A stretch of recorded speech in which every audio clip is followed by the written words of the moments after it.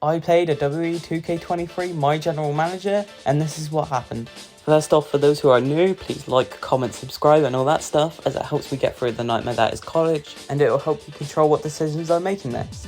Anyways, the rules are like this.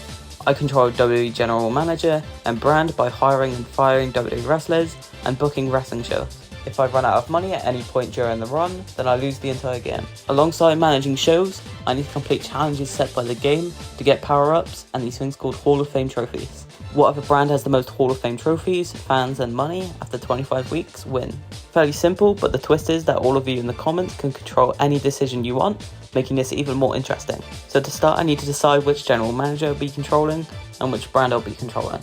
I didn't want to be any of these bozos, so I picked myself, and the brand I'll be representing is the returning WCW.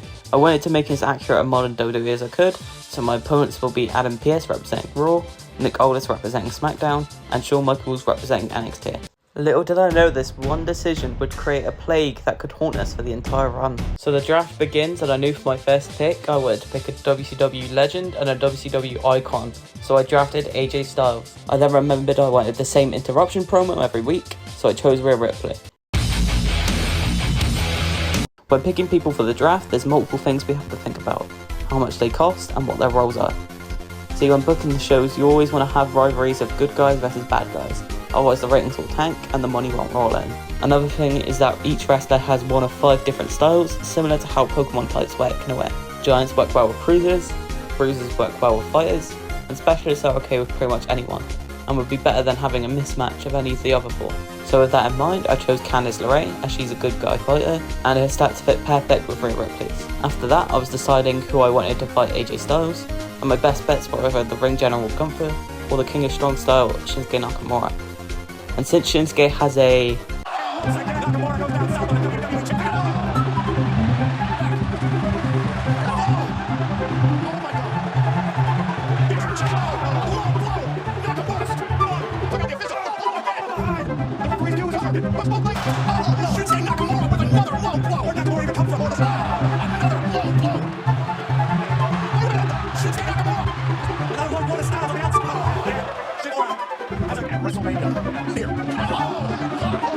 history with AJ Styles, I picked Shinsuke. Now you may realise in doing this, both Shinsuke and AJ are both good guys, and you'd be right, but my dumbass at the time didn't realise this, so don't worry, I'll draft Gunther later on.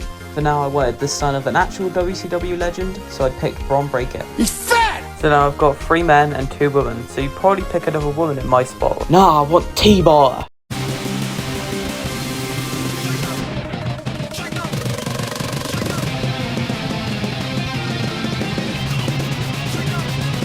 T-Bar is an absolute goat and a giant, so we need a good cruiser to fight with T-Bar. So I picked the best possible cruiser, the absolutely amazing, stupendous, brilliant, recently released Mustafa Ali. And I followed that up with the guy I'm going to have kill all my jobbers every week in Solo Sikoa. I realised I'd been neglecting my women's division, so I ended up picking a bunch of women's wrestlers. Tiffany Stratton, Raquel Rodriguez, Io Sky, Lacey Evans. What the fuck? No, not you. Get the fuck out of here. There you go. Queen Zelina was my next pick. With all these new women on my roster, things were going alright. And then Shawn Michaels decided to draft Lacey Evans to NXT. NXT is now my mortal enemy. Our goal, even if we don't win the entire game, is to beat Shawn Michaels in NXT just because of this one choice. I knew I had to strike back against Shawn, so I picked someone who I knew he hated putting on TV, and that is Cora Jade. Raw and SmackDown then decide they don't want the smoke involved, and Shawn Michaels decides he wants a battle of shite women's wrestlers, so he picks Nikita Lawrence.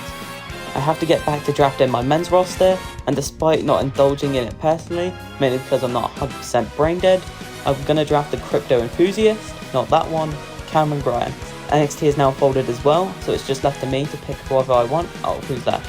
So I decided to pick a duo who could possibly spearhead my tag team division in Carmelo Hayes and Trick Williams.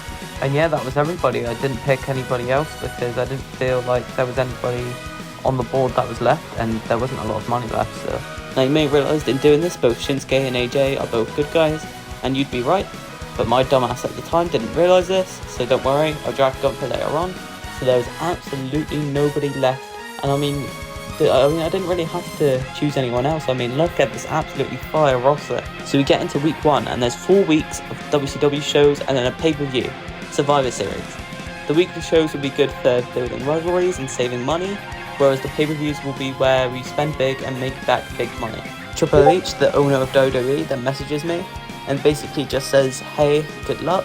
And then Nick Aldis and Adam Pearce start messaging me and flexing the biggest stars and trying to avoid catching the smoke from NXT, I suppose.